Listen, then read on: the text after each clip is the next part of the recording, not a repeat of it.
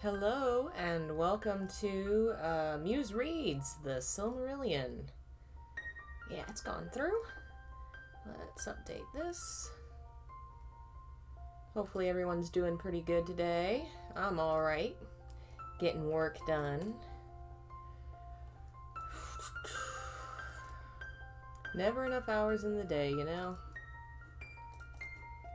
How did it go by so fast? I have a theory that the longer we stay at home, time begins to dilate and seems to speed up and slow down when it shouldn't be. Hello, Alexis. Welcome. We'll give it a few minutes to see who pops in. We are on, let's see here, Chapter 18, which is going to be a fun one. Let's see, last time, we had read about the love story, the epic love story of a red hell and her horrible husband and her slightly less horrible son, still kind of horrible. Let me put this over here. Hello, Leon and Cygnus. Hello. I'm gonna grab something real quick.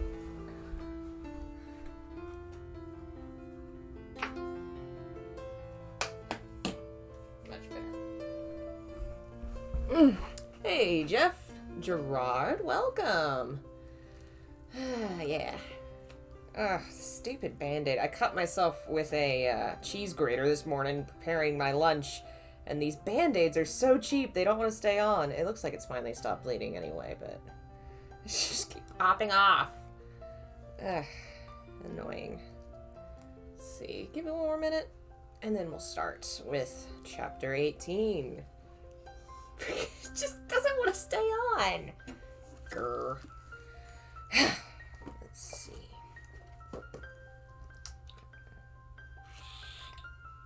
Hopefully everyone's doing well, staying safe, wearing your masks, only going out when necessary to your necessary places, the usual. Alright.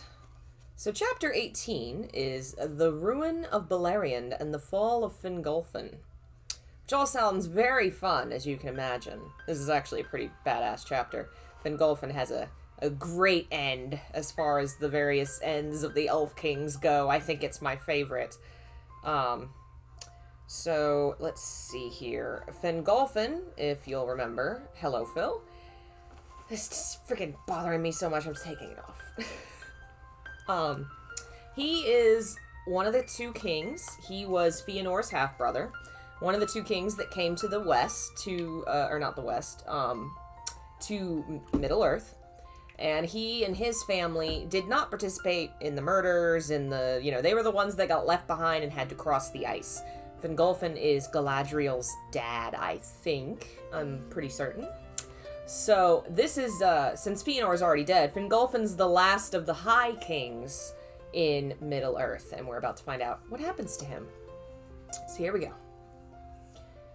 Now Fingolfin, king of the north and High King of the Noldor, seeing that his people were become numerous and strong, and that the men allied to them were many and valiant, pondered once more an assault upon Angband. For he knew that they lived in danger while the circle of the siege was incomplete, and Morgoth was free to labor in his deep mines, devising what evils none could foretell ere he should reveal them. If you'll remember, there was a big old battle with Morgoth. He hid in his deep fortress, and the elves have him surrounded, so he can't really leave or go anywhere or do anything, but they also have not invaded his fortress because it is a big-ass fortress. So it's been a standoff for like 300 years. The standoff is about to end. This counsel was wise according to the measure of his knowledge, for the Noldor did not yet comprehend the fullness of the power of Morgoth, nor understand that their unaided war upon him was without final hope, whether they hastened or delayed. But because the land was fair and their kingdoms wide, most of the Noldor were content with things as they were, trusting them to last, and slow to begin an assault in which many must surely perish were it in victory or in defeat. Therefore they were little disposed to hearken to Fingolfin, and the sons of Fëanor at that time least of all. Among the chieftains of the Noldor, Engrod and Egnor alone were of like mind with the king, for they dwelt in regions whence Thangorodrim could be descried, and the threat of Morgoth was present to their thought. Thus the designs of Fingolfin came to naught, and the land had peace yet for a while. But when the 6th generation of men after Beor and Marach were not yet come to full manhood, it being then 400 years and 55 since the coming of Fingolfin, the evil befell that he had long dreaded, and yet more dire and sudden than his darkest fear. For Morgoth had long prepared his force in secret, while ever the malice of his heart grew greater, and his hatred of the Noldor more bitter. And he desired not only to end his foes, but to destroy also and defile the lands that they had taken and made fair. And it is said that his hate overcame his counsel, so that if he had but endured to wait longer until his designs were full, then the Noldor would have perished utterly. But on his part he esteemed too lightly the valor of the elves, and of men he yet took no account. Hello, Nacho, welcome. Welcome to Sad Elf Hour. There came a time of winter, when night was dark and without moon, and the wide plain of Ardgallen stretched dim beneath the cold stars, from the hill forts of the Noldor to the feet of Thangorodrim. The watchfires burned low, and the guards were few, and on the plain few were waking in the camps of the horsemen of Hithlum. Then suddenly Morgoth sent forth great rivers of flame that ran down swifter than the Balrogs from Thangorodrim, and poured over all the plain, and the mountains of iron belched forth fires of many poisonous hues, and the fume of them stank upon the air and was deadly. Thus Ardgallen perished, and fire devoured its grasses, and it became a burned and desolate waste, full of a choking dust, barren and lifeless. Thereafter its name was changed, and it was called Anfauglith, the gasping dust. Many charred bones had there their roofless grave, for many of the Noldor perished in that burning, who were caught by the running flame and could not fly to the hills. The heights of Dorthonion and arid Wethrin held back the fiery torrents, but their woods upon the slopes that looked towards Angband were all kindled, and the smoke wrought confusion among the defenders. Thus began the 4th of the great battles, Dagor Bragolach, the Battle of Sudden Flame. So, if you can guess, he made volcanoes explode, is what he did. His first attack, he said, I shall make volcanoes and they shall explode, and the elves shall not expect it. And that is his strategy 1, volcanoes. Hello, Lobsel. In front of that fire came Galrung the Golden, father of dragons, in his full might, and in his train were Balrogs, and behind them came the black armies of the orcs, in multitudes such as the Noldors had never before seen or imagined. And they assaulted the fortresses of the Noldor and broke the leaguer about Angband, and slew wherever they found them the Noldor and their allies, grey elves and men. Many of the stoutest of the foes of Morgoth were destroyed in the first days of that war, bewildered and dispersed and unable to muster their strength. War ceased not wholly ever again in Beleriand, but the Battle of Sudden Flame is held to have ended with the coming of spring, when the onslaught of Morgoth grew less. Oh, well, thank you, Monsieur. That's very kind of you to say. I'm glad you like my work. Thus ended the siege of Angband, and the foes of Morgoth were scattered and sundered one from another. The most part of the Grey Elves fled south and forsook the northern war. Many were received into Toriath, and the kingdom and strength of Thingol grew greater in that time. For the power of Melian the Queen was woven about his borders, and evil could not yet enter that hidden realm. Others took refuge in the fortresses by the sea and in Nargothrond, and some fled the land that hid themselves in Osiriand, or passing the mountains wandered homeless in the wild. And rumor of the war and the breaking of the siege reached the ears of men in the east of Middle-earth. The sons of Finarfin bore most heavily the brunt of the assault, and Angrod and Egnor were slain. Beside them fell Bregelus, lord of the house of Beor, and a great part of the warriors of that people. But Barahir, the brother of Bregelus, was in the fighting further westward, near to the pass of Sirion. There, King Finrod Felagund, hastening from the south, was cut off from his people and surrounded with small company in the fen of Serek, and he would have been slain or taken. But Barahir came up with the bravest of his men and rescued him, and made a wall of spears around him, and they cut their way out of the battle with great loss. Thus Felagund escaped, and returned to his deep fortress of Nagathrond, but he swore an oath of abiding friendship and aid in every need to Barahir and all his kin, and in token of his vow he gave to Barahir his ring. Barahir was now by right lord of the house of Beor, and he returned to Dorthonion, but most of his people fled from their homes and took refuge in the fastness of Hithlum. Okay, so this is a kind of small detail of world building that's very fun. The Ring of Barahir becomes, if I'm pretty certain it's this ring. I mean, how many rings does this dude have? It's got to be this ring. Is a heirloom of the house of the kings of men, which Barahir will be an ancestor of. Right now, there's not really one king of men. There will be eventually. He is going to be one of the forebears of this group. And the Ring of Barahir is a ring that has like two snakes twirling around it with a green gem in the middle, and it's one of the signs that you're the king, that you're the, destined to rule. And Aragorn has it in The Lord of the Rings. There are scenes that are in the extended version of the film, not in the normal one, that show him with the ring, and it's mentioned, and that's how some people recognize him as the heir, because he has the Ring of Barahir. And this is where the ring came from. Barahir saves King Finrod, and Finrod says, here's this cool ring, give it to all your children forevermore. And he says, I'll do that, thank you. I don't think it has any powers or anything. I think it's just a cool ring that he has. So that's some backstory. Hey, Akatsuki.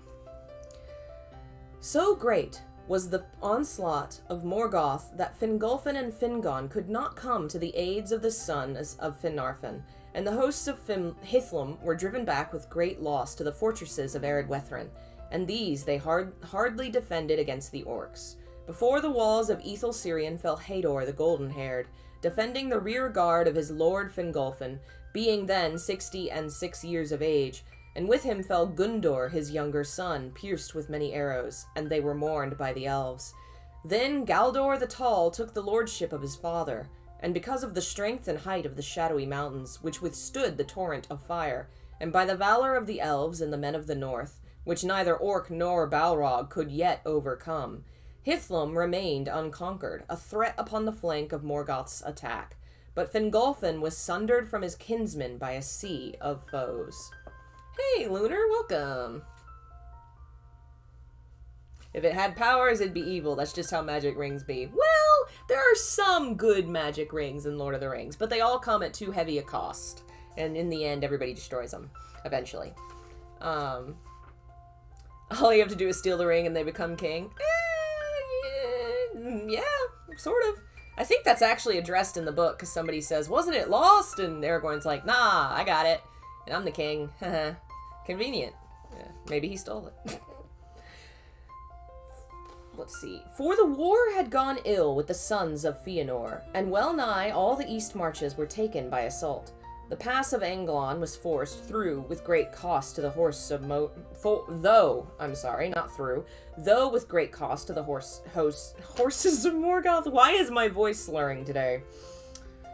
And Celegorm and Carufin, being defeated, fled south and west by the marches of Doriath, and coming at last to Nargothrond, sought harbor with Finrod Felagund.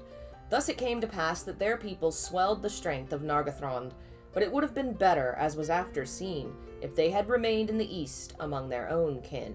Maedhros did deeds of surpassing valor, and the orcs fled before his face, for since his torment upon Thangorodrim, his spirit burned like a white fire within, and he was as one that returns from the dead.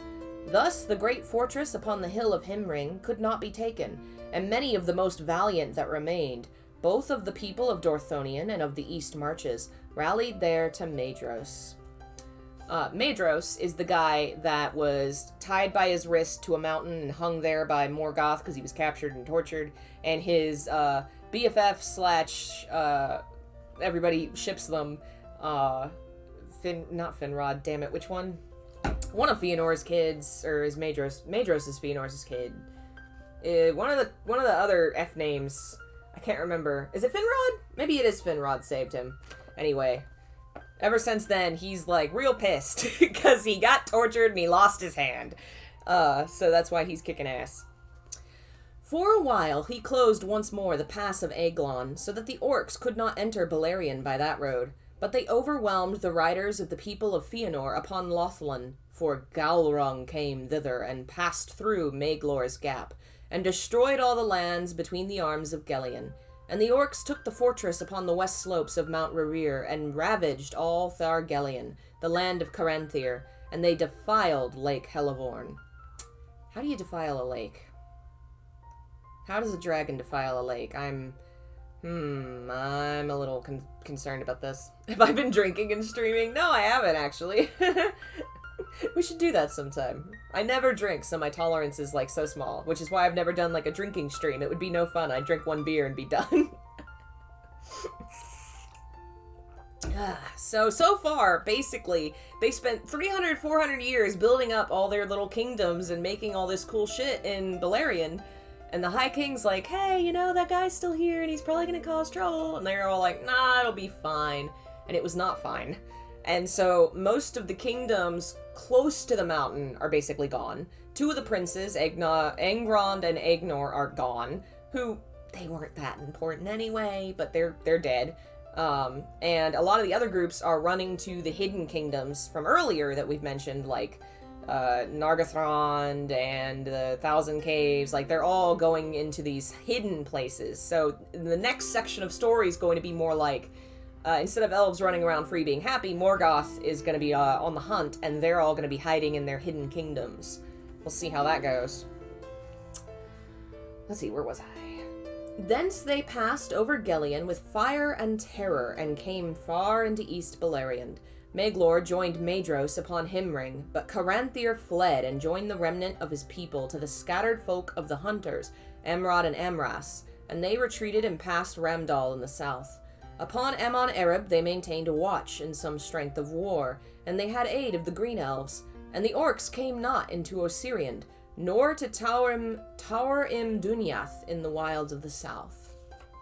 Now news came to Hithlum that Dorthonion was lost and the sons of Finarfin overthrown, and that the sons of Fëanor were driven from their lands. Then Fingolfin beheld, as it seemed to him, the utter ruin of the Noldor, and the defeat beyond redress of all their houses, and filled with wrath and despair, he mounted upon Rokalor, his great horse, and rode forth alone, and none might restrain him. He passed over Dor New Fauglith like a wind amid the dust, and all that beheld his onset fled in amaze, thinking that Arome himself was come. For a great madness of rage was upon him, so that his eyes shone like the eyes of the Valar. Thus he came alone to Angband's gates, and he sounded his horn, and smote once upon the brazen doors, and challenged Morgoth to come forth to single combat. And Morgoth came. That was the last time in those wars that he passed the doors of his stronghold, and it is said that he took not the challenge willingly. For though his might was greatest of all things in this world, alone of the Valar he knew fear. But he could not now deny the challenge before the face of his captains, for the rocks rang with the shrill music of Fingolfin's horn, and his voice came keen and clear down into the depths of Angband. And Fingolfin named Morgoth Craven, Lord of Slaves. Therefore Morgoth came, climbing slowly from his subterranean throne, and the rumor of his feet was like thunder underground. And he issued forth clad in black armor, and he stood before the king like a tower iron-crowned, and his vast shield, sable unblazoned, cast a shadow over him like a storm cloud. But Fingolfin gleamed beneath it as a star, for his mail was overlaid with silver, and his blue shield was set with crystals, and he drew his sword Ringil that glittered like ice. Then Morgoth hurled aloft Grond, the hammer of the underworld, and swung it down like a bolt of thunder. But Fingolfin sprang aside, and Grond rent a mighty pit in the earth, whence smoke and fire darted. Many times Morgoth essayed to smite him, and each time Fingolfin leaped away, as lightning shoots from under a dark cloud. And he wounded Morgoth with 7 wounds, and 7 times Morgoth gave a cry of anguish, whereat the hosts of Angband fell upon their faces in dismay, and the cries echoed in the Northlands. But at last the king grew weary, and Morgoth bore down his shield upon him. Thrice he was crushed to his knees, and thrice arose again, and bore up his broken shield and stricken helm. But the earth was all rent and pitted about him, and he stumbled and fell backward before the feet of Morgoth. And Morgoth set his left foot upon his neck, and the weight of it was like a fallen hill. Yet with his last and desperate stroke Fingolfin hewed the foot with Ringil, and the blood gushed forth black and smoking, and filled the pits of Grond.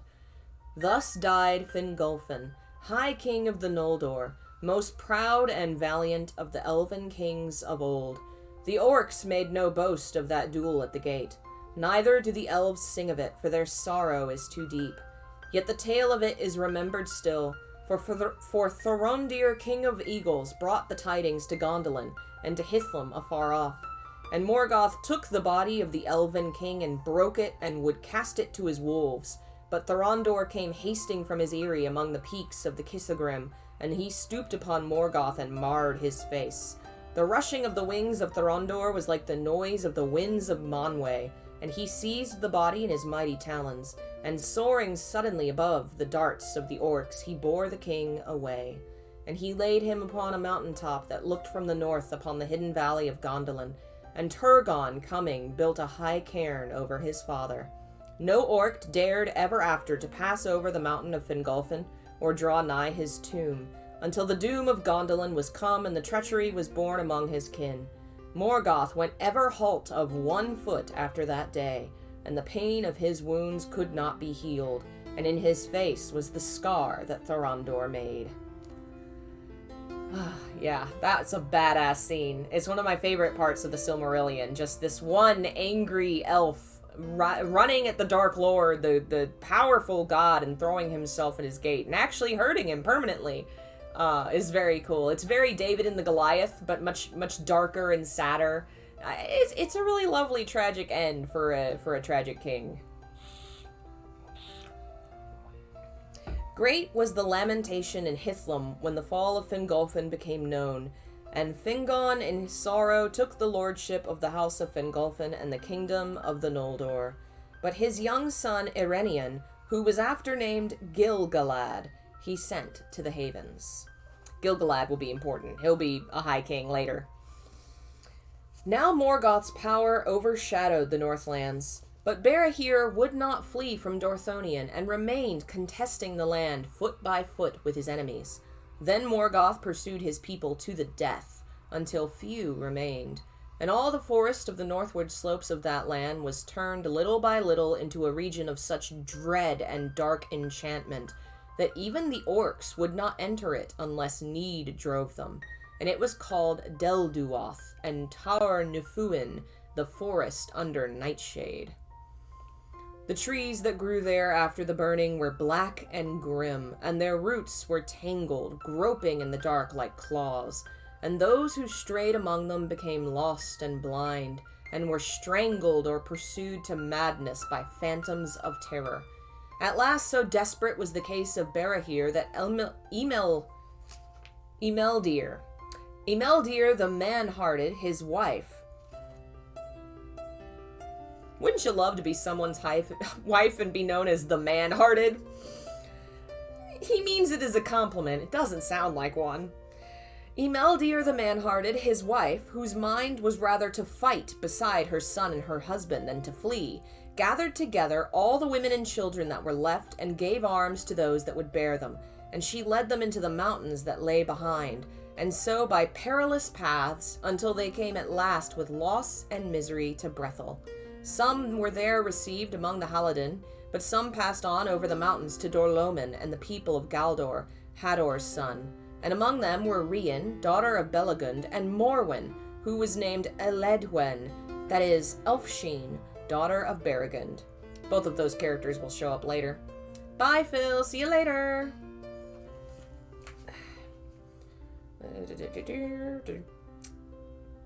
But none ever saw again the men that they had left, for these were slain one by one, until at last only 12 men remained to Barahir, Beren his son, and Baragund and Belagund his nephews, the sons of Bregalus, and 9 faithful servants of his house, whose names were long remembered in the songs of the Noldor. Radruin and Dariun there were, Dagnir and Ragnar, Gildor and Gorlam the unhappy, Arthad and Urthul, and Hathaldir the young. Outlaws without hope they became, a desperate band that could not escape and would not yield, for their dwellings were destroyed, and their wives and children captured, slain, or fled. From Hithlum there came neither news nor help, and Barahir and his men were hunted like wild beasts, and they retreated to the barren highland above the forests, and wandered among the tarns and rocky moors of that region, furthest from the spies and spells of Morgoth. Their bed was the heather, and their roof the cloudy sky. Yeah, his little compliment there is a little backhanded, but, So, Barahir was one of the leaders of the clans of men who was helping the elves during the war, helped one of the elf kings escape. They stayed too long during the fight because they wanted to keep fighting, and now they're so surrounded and so overwhelmed, there's no escape. Their wives and children and some of the clan's people managed to leave because they left in time. The warriors did not because they were determined to keep fighting, so now there's only 12 of them left. They're basically a band of brigands wandering and killing orcs, and they can't escape. For nigh on 2 years after the Dagor Bragolak, the Noldor still defended the western pass about the sources of Sirion, for the power of Ulmo was in the water, and Minas Tirith withstood the orcs. But at length, after the fall of Fingolfin, Sauron, greatest and most terrible of the servants of Morgoth, who in the Sindarin tongue was called Gothar, came against Orodreth, the warden of the tower upon Tol Sirion. Tol Sirion? I think I've done that before, damn it. I don't know why I keep misreading that. Sauron was become now a sorcerer of dreadful power, master of shadows and of phantoms, foul in wisdom, cruel in strength, misshaping what he touched, twisting what he ruled, lord of werewolves. That's a funny way to end those phrases. Like, it's so poetic and interesting, and then, Lord of Werewolves. His dominion was torment. He took Minas Tirith by assault, for a dark cloud of fear fell upon those that defended it, and Orodreth was driven out and fled to Nargothrond. Then Sauron made it into a watchtower for Morgoth, a stronghold of evil and a menace. And the fair isle of Tol Sirion became accursed, and it was called Tol Ingarhoth, the Isle of Werewolves. No living creature could pass through that veil that Sauron did not espy from the tower where he sat. And Morgoth held now the western pass, and his terror filled the fields and woods of Beleriand. Beyond Hithlum he pursued his foes relentlessly, and he searched out their hiding places and took their strongholds one by one. The orcs, growing ever bolder, wandered at will far and wide, coming down Sirion in the west and Selen in the east, and they encompassed Dariath. And they harried the lands so that beast and bird fled before them, and silence and desolation spread steadily from the north. Many of the Noldor and the Sindar they took captive and led to Angband and made them thralls, forcing them to use their skill and knowledge in the service of Morgoth. And Morgoth sent out his spies, and they were clad in false forms, and deceit was in their speech. They made lying promises of reward, and with cunning words sought to arouse fear and jealousy among the peoples, accusing their kings and chieftains of greed, of treachery one to the other. And because of the curse of the kinslaying at Aqualonde, these lies were often believed. And indeed, as the time darkened, they had a measure of truth, for the hearts and minds of the elves of Beleriand became clouded with despair and fear. But ever the Noldor feared most the treachery of those of their own kin, who had been thralls in Angband, for Morgoth used some of these for his evil purposes, and feigning to give them liberty sent them abroad, but their wills were chained to his, and they strayed only to come back to him again. Therefore, if any of his captives escaped in truth and returned to their own people, they had little welcome, and wandered alone, outlawed and desperate. To men, Morgoth feigned pity if any would hearken to his messages, saying that their woes came only of their servitude to the rebel Noldor, but at the hands of the rightful Lord of Middle-earth, they would get honor and a just reward of valor, if they would leave rebellion. But few men of the three houses of the Edain would give ear to him, not even were they brought to the torment of Angband. Therefore Morgoth pursued them with hatred, and he sent his messengers over the mountain. We're about to get into some racist shit. Okay. We may just, so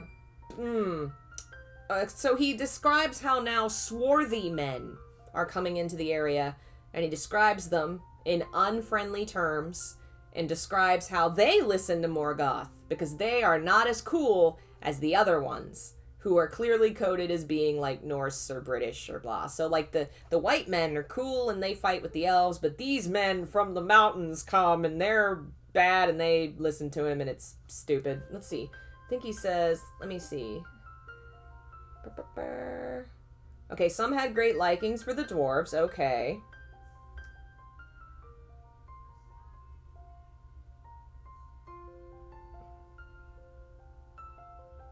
Yeah, okay, so there's so it's divided. There's a clan of the swarthy men, I'm calling them, who end up being cool with the elves, but quite a few are not. So, he gives some of them coolness, but, like, he obviously has really elevated the clans of the Edain, who are coded as white, as being all awesome and pure and valiant and heroic, but the other men have, I don't know, they're not. Let's read some of this. Again, warnings for racism. It is told at this time the swarthy men came first into Beleriand. Some were already secretly under the dominion of Morgoth and came at his call. But not all, for the rumor of Beleriand, of its lands and waters, of its wars and riches, went now far and wide, and the wandering feet of men were ever set westward in those days. These men were short and broad, long and strong in the arm. Their skins were swart or sallow. What is swart? I guess that's short for swarthy. And their hair was as dark as their eyes. Their houses were many, and some had greater liking for the dwarves of the mountains than the elves. But Maedhros, knowing the weakness of the Noldor and the Edain, whereas the pits of Angband seemed to hold some inexhaustible and ever-renewed, made alliance with the new men, and gave his friendship to the greatest of their chieftains, Bor and Ulfang. Morgoth was well content, for this was as he had designed. The sons of Bor and Borland, Borlok and Borthand, and they followed Maedhros and Maglor and cheated the hope of Morgoth and were faithful. The sons of Ulfang the Black were Ulfast, Ulwarth, and Uldor the Accursed. They followed Caranthir and swore allegiance to him and proved faithless. Anyway. Yeah, he definitely codes it as being anybody that's not descendant of the, not Anglo-Saxons, the Rohan, the what have you. He does have some clans here, but he definitely codes it as these are the good ones. They are the exceptions, Which, again, this is a guy that probably, I don't know enough about his real life, but presumably if he was a professor at this college, he hung out with other famous rich white guys like C.S. Lewis, like, how much exposure do you think he really had? Especially in an age before the internet where it's so easy now to meet so many people out of your own comfort zone. I can't imagine how different I would be 100 years ago and how ignorant I might have been. I'm not trying to excuse it, but I feel like to some extent it is something that was not done maliciously, but foolishly and ignorantly, which, again, does not excuse it, but... there was small love between the Edain and the Easterlings, and they met seldom, for the newcomers abode long in East Beleriand, but Hador's folk were shut in Hithlum, and Beor's house was well nigh destroyed. The people of Halath were at first untouched by the Northern War, for they dwelt to the southward in the forest of Brethil. But now there was battle between them and the invading orcs, for they were stout-hearted men and would not lightly forsake the woods they loved. And amid the tale of defeats of that time, the deeds of the Haladin are remembered with honor. For after the taking of Minas Tirith, the orcs came through the western pass, and maybe would have ravaged even to the mouths of Sirion. But Halmir, lord of the Haladin, sent swift word to Thingol, for he had friendship with the elves that guarded the borders of Doriath. Then Beleg Strongbow, chief of the March Wardens of Thingol, brought great strength of the Sindar armed with axes into Brethil, and issuing from the deeps of the forest, Halmir and Beleg took an orc legion unawares and destroyed it. Thereafter the black tide out of the north was stemmed in that region, and the orcs dared not cross the Taglin for many years after. The people of Haleth dwelt yet in watchful peace in the forest of Brethil, and behind their guard the kingdom of Nargothrond had respite, and mustered its strength. At this time, Hurin and Huor, the sons of Galdor of Dorloman, were dwelling with the Halidin, for they were akin. In the days before the Dagor Bragalak, the two houses of the Edain were joined at a great feast, when Galdor and Gloridhel, the children of Haldor Goldenhead, were wedded to Harith and Haldir, the children of Halmir, lord of the Halidin. Thus it was, the sons of Galdor were fostered in Brethil by Haldir their uncle, according to the customs of men in that time, and they were both to that battle with the orcs, even Huor, who would not be restrained, though he was but 13 years old. That's a feisty 13-year-old.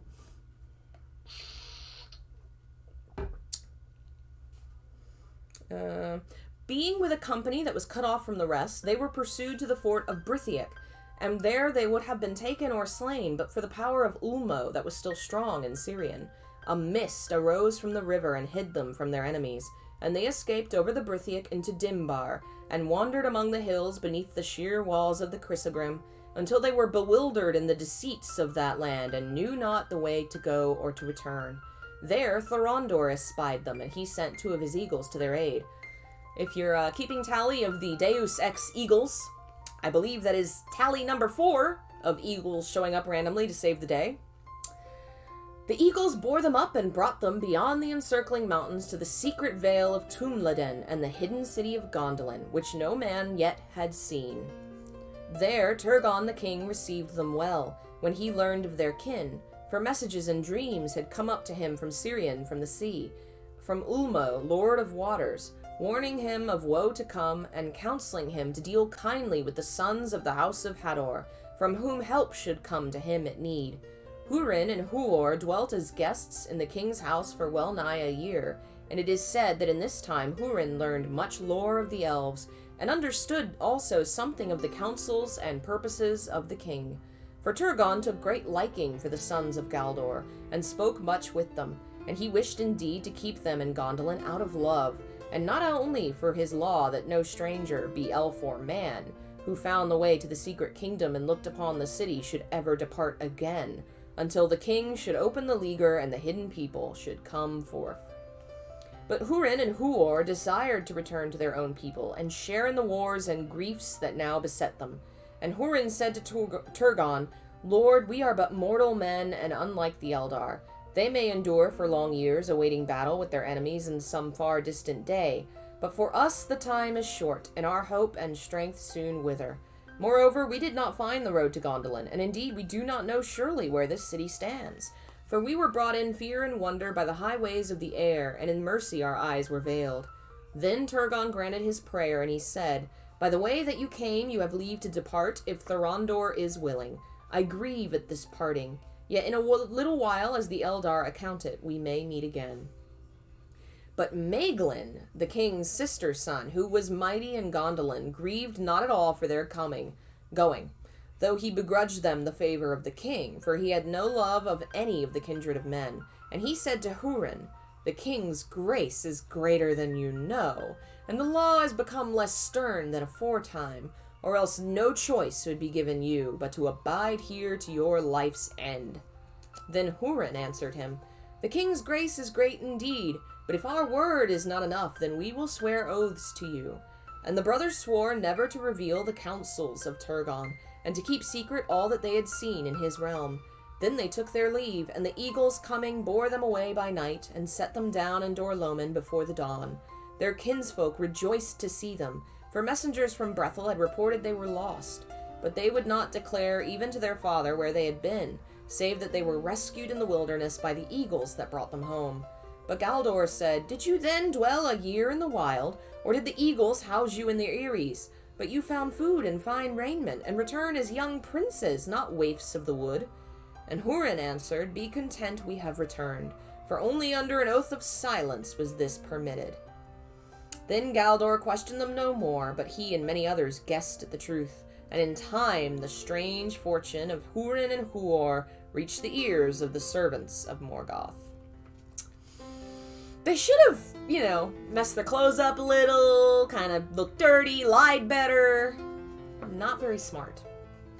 Now when Turgon learned of the breaking of the leaguer of Angband, he would not suffer any of his own people to issue forth to war, for he deemed Gondolin was strong and the time not yet ripe for its revealing.